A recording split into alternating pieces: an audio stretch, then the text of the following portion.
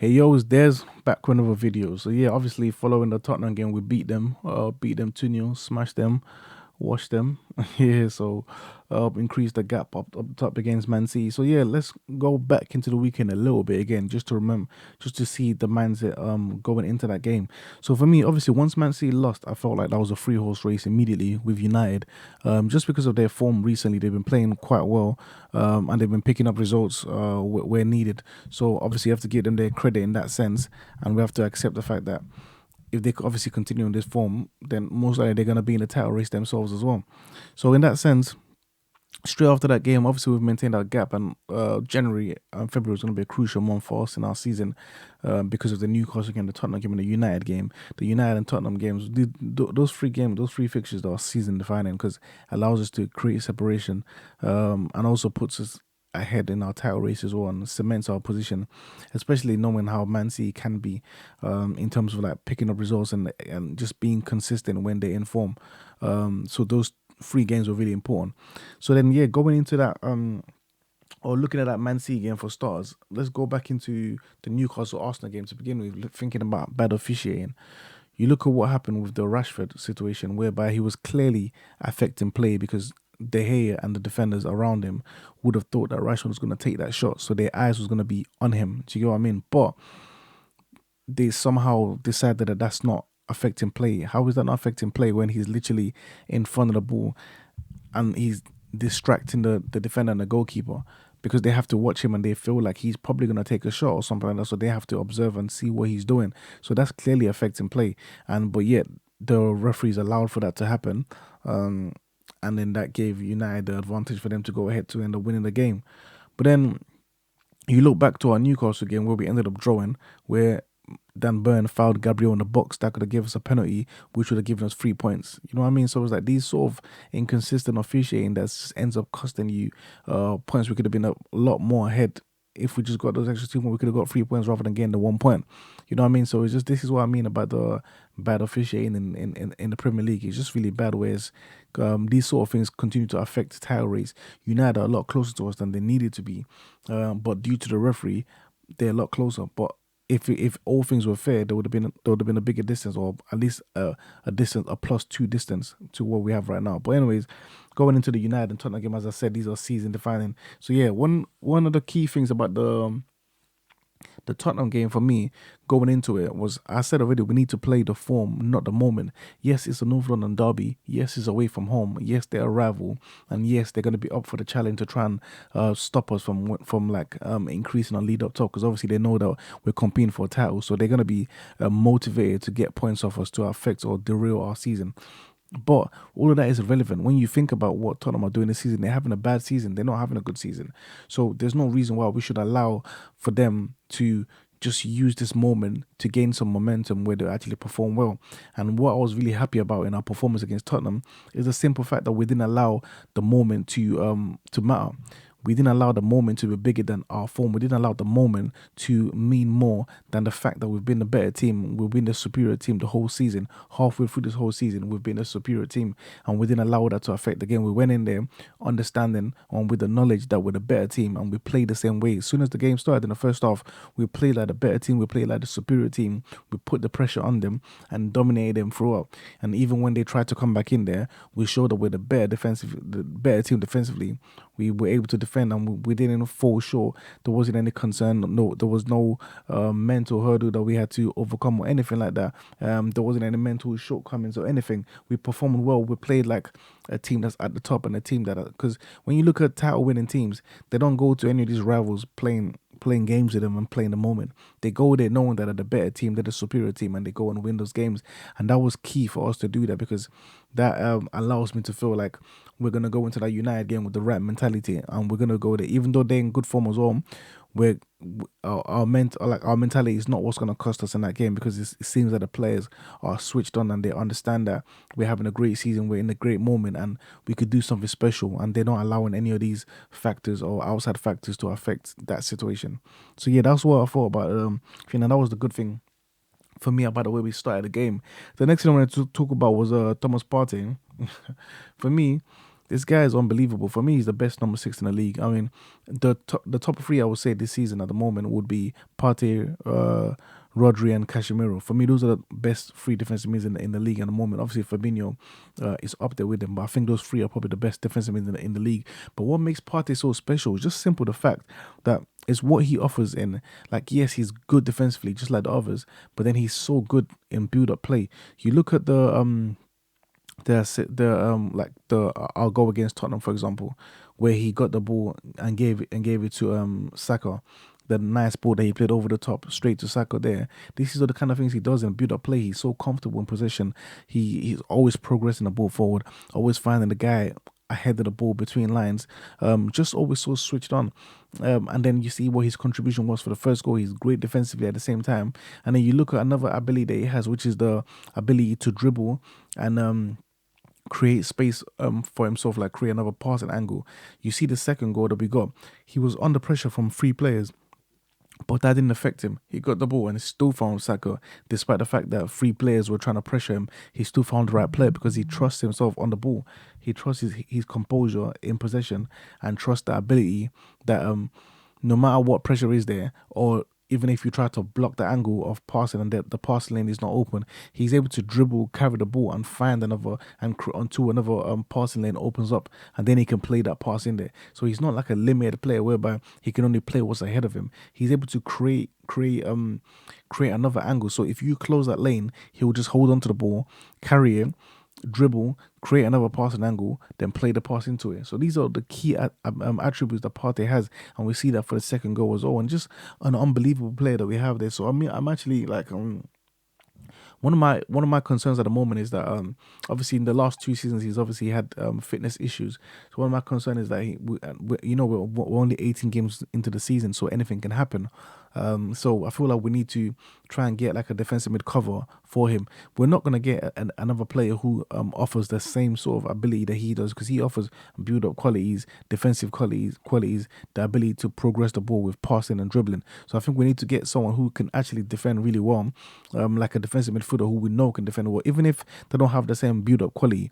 Just someone we know that can offer great defensive qualities, because when he's not playing, that's what we miss. Yes, when Partey's not playing, we miss the whole all-round quality that he offers, which is the ability to control the game, the ability to defend, and the ability to build up play. But one of the most important thing that we miss from him when he's not there is the defensive quality. We can't play the same way we play without having a guy being able to screen that area and being able to pressurize guys in the final third and defend. Because if that area is exposed in your team, then you get exposed by the opposition, because then they can roam around the final third in that sort of space and create situations in the most dangerous area. And that's what Partey kind of offers us, obviously, there, because he's key in that situation defensively. So I think we're not going to find guys who can use the ball like that, because at the end of the day, if we just want to play in that position that can use the ball and distribute and stuff like that, we've got Lokonga and El Nini. They're both good at distributing the ball at a decent level anyways.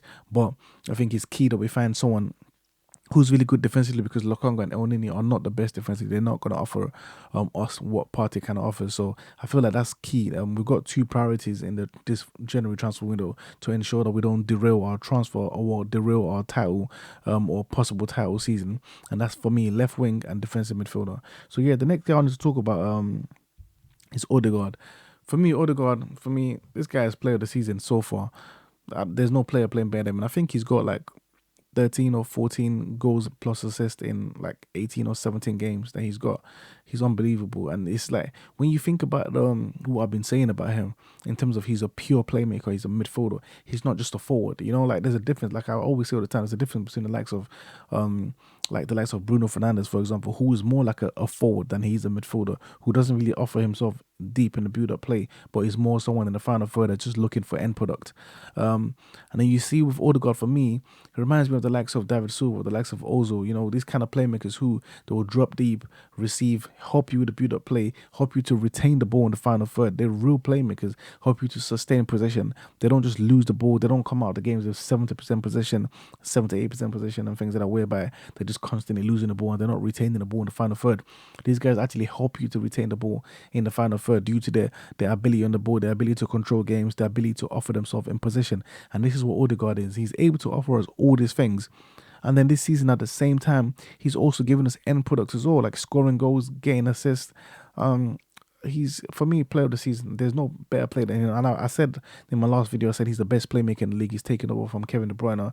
And for me, I feel like he's the best player in the league so far this season. There isn't a better player. I think the only player that probably even comes close is the likes of like his teammate Saka. Saka's having an unbelievable season again, and going from there, I'll segue from that to talking about Saka as well. I was saying on the timeline as well what Saka reminds me of. He reminds me of the likes of Hazard and Ribery, and what I mean by that is these guys, yeah, they're not they're not usually the main like goal scorer in the team, and you can put Mane in that mix as well. Although the fact that when they won the league, Mane scored a lot of goals. I think he had like 22 goals with no penalties, while Salah was the main goal scorer, and Mane was like creative, like a creative player, the guy that they gave the ball to, and the build-up play to carry the ball, all this kind of things like that. This is what Saka reminds me of. It reminds me of these Hazard, Ribery, Mane kind of guys, whereby they're like an outlet for your team. You give them the ball, they have like the 1v1 quality. They can retain the ball in the final third. They can help you to like progress the ball high up the pitch with like carrying the ball. So you see all the time like Saka will receive the ball like just across the halfway line and just help us to progress the ball all the way forward. It's like even if he's being marked by defenders, he has defenders behind him holding him off or anything like that. He just drops deep, picks up the ball, and no matter how we're giving the ball, in what situation we give it to him, he's gonna get the ball from the deep area all the way into the final third, and then he's gonna make something happen in the final third. And these are the kind of qualities that these guys like Ribery Hazard used to have. When you think about, if you remember how Hazard was doing for Chelsea, where it's like he had the burden, like the creative burden, like where Chelsea players were just giving the ball all the time. And what he would do is just receive the ball. Wherever he receives the ball on the halfway line, he just carries it. He's got, because they have the strength, they have the dribbling quality, they have the ability to progress the ball with like just progressing the ball with ball carrying, with their dribbling, beating players, bypassing players, not losing the ball as well in the final third. They retain the ball. So they give you both the ability to retain the ball and creative quality and the ability to stretch the pitch, take the ball or take the ball from point A to point B. You know what I mean? So that's the kind of quality that Saka's giving us. He's having a great season, and his quality is just unbelievable. And I feel like if he continues to score goals, because at the moment I think he's got what, like 7 goals. He's gonna get 10 plus goals, which is something that you wanted to see from, like, obviously Ribery wasn't someone who was scoring as frequently, and we saw Hazard had some season where he was scoring goals, but he wasn't having consistent season where he was scoring so much goals.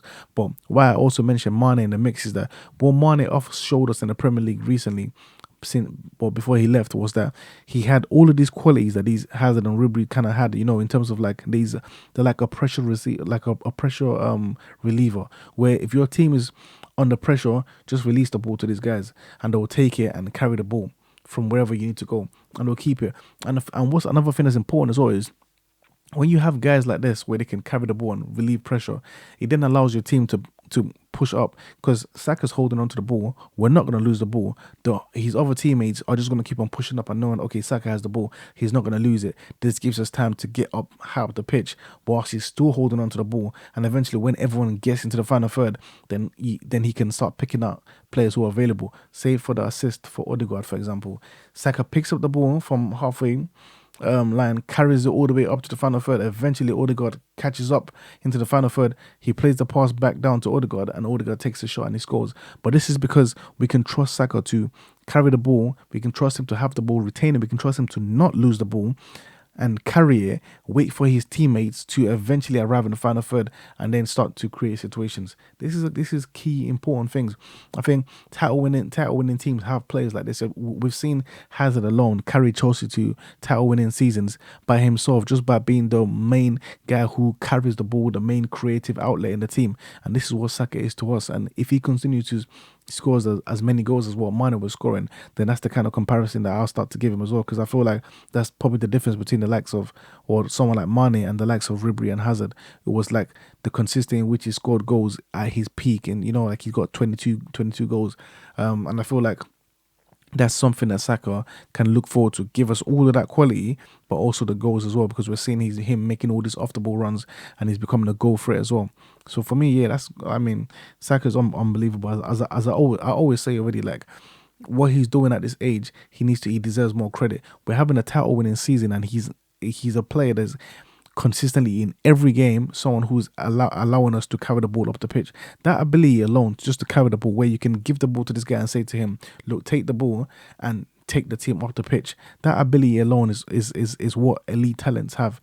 Not many players have the kind of ability to dribble, because a lot of players can dribble, but their retention ability is not at this kind of level. He's able to dribble the ball and still maintain that high level of ball retention, which is key, whilst being creative as well at the same time and offering those goals. Saka's unbelievable, man. Another guy I wanted to talk about was Ramsdale. Once we went 2-0 up, we had those two situations from Harry Kane and then another situation from Sessegnon in the second half. And Ramsdale came up big saves in those games. A big save from the Kane header, a big save from the Kane shot that could have went in because it was far on the other side as well, and he had to stretch to get there. Kane usually gets those kind of goals where he shoots across the goalkeeper. Kane usually scores that, and we saw Ramsdale get his hand on that as well. And then we saw Sessegnon in the second half where Ramsdale saved that with his leg. I know Ramsdale's conceded some questionable goals recently. So when he has performances like this, these are title-winning performances where it's like anything could have happened. If Kane scored any one of that, or Sessegnon scored that, you already know what's going to happen already. The Tottenham fans are going to start riling up. They're going to start becoming like motivated, knowing that, okay, we can stop Arsenal from doing this. Because, they're going to want to prevent us from winning the title. You know what I mean? Plus, we've beaten them at home already 3-1. They're going to want to try and prevent us from doing something in any way, shape or form. So the fact that we didn't allow them to build up any momentum, which a goal would have given them huge momentum, the fact that we was able to just prevent that, and Ramsdale was a big part of preventing that momentum. Great performance from him. Great performance. One thing I wanted to see as well was Tierney. Oh my days. When Tierney came on for Martinelli, for me, all that said to me, it was like Arteta is screaming out for help. He's screaming out for help. Like, we're performing really well. We're chasing a title. We're having a great season. We're having an exceptional season. The players are performing out of their skin. We can't allow our own factors. You can't go around. You can't block out all these other factors like bad referees, players being aggressive against, like you see what's going on with Saka, where constantly getting fouled but no cards. Every game is getting tripled up, doubled up, things like that. All these other factors, Man City's money, Chelsea's money, United's money, Man City's, they've got Pep and stuff like that. We can't be able to go against all those other outside factors and be able to combat that and beat all of those factors and then shoot ourselves in the foot by not addressing our depth issues. When you've got Tierney coming on from Martinelli, that's a sign to say, look, we're struggling here. We need help. We're struggling here. We need help. We need support. When you have to bring on a fullback for a winger because you don't have another attacker on the bench. Yes, Smith Rowe's come back from injury. But at the same time, we've seen in the past 2-3 seasons, we can't rely on his fitness. Yes, once he comes back, that's the player that we're going to want to have. But at the same time, he's also not the profile of Martinelli and Saka. He's a completely different profile as well. We need to have another profile like Martinelli and Saka, someone that can give them off support, someone that can give them help. I keep on saying we need help. These players need help. Martinelli is not going to keep. Remember, another thing we need to remember is we're not even halfway. Yes, in the next game, we're going to be halfway for the season, but we haven't even got to the halfway of the season yet. So we can't expect that these players are going to just continue to keep on performing at this level. This is a insane level that they're performing at. We can't expect they're going to keep on hitting this same form and keep performing at this level for another, 20 more games. They need support, they need help. And Tierney for Martinelli is not going to be the key. That's not going to be the one.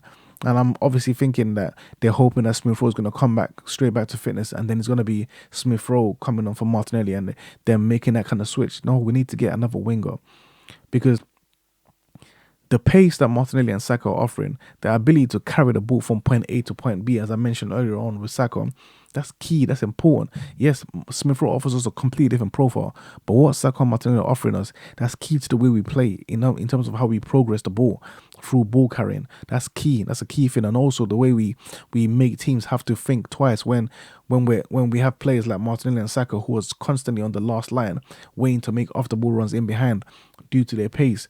These things are key, and we need support. We need help. It's just those two. We need support and we need help. And that kind of sub for me just basically screams out. It's like Arteta saying, look, I'm doing my best. I've got this team to the top of the league, but it's not enough. We need more. You know what I mean, that's all I saw when I saw that sub. For me, that's all that saw spelled out to me. Obviously, we're hoping that Gabriel Jesus will come back straight to good fitness, but at the same time, it's like you don't know what can happen. He's had a bad injury. He's been out for a while. Even when he comes back, he might not be at his best. He might not come back to the same level that he was at. He might need a few more weeks to get back to match fitness, because the way he plays with a lot of intensity. So to come back from an injury and expect him to be performing the way he was performing at the start of the season is not something that you really want to be asking.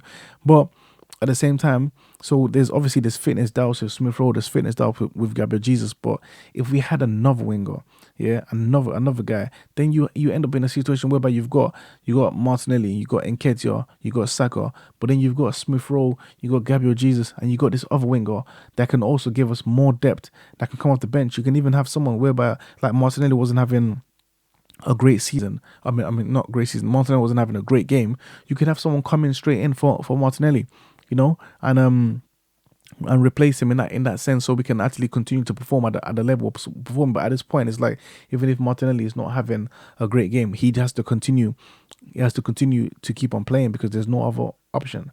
So, like, come on, Saka, Martinelli, they need support, and the same goes with Partey as well. He needs support. Like I said, Partey has been, obviously, in the last 2 seasons, there's been situations whereby he not played more than 20 something games, or maybe 24 games, something like that.